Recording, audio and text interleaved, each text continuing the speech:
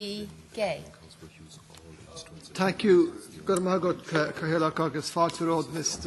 Draghi. Thank you and welcome, Mr. Draghi. I'm very impressed with what you said this morning about the bank resolution into the future and also what you said about the growth compact.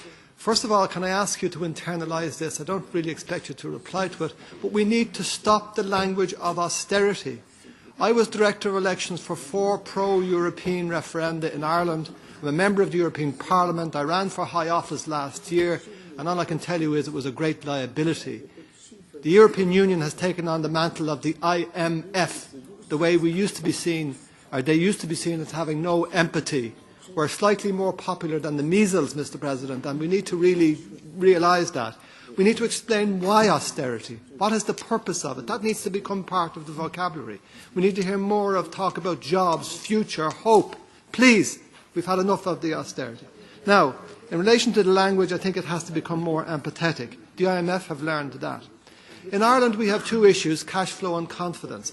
I think there's a reason to believe, seeing the increase in foreign direct investment in Ireland recently, that confidence is returning. Cash flow remains a problem.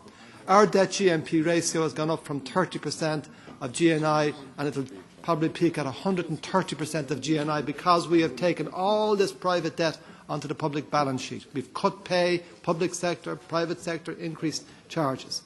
So I want to ask you this in relation to cash flow.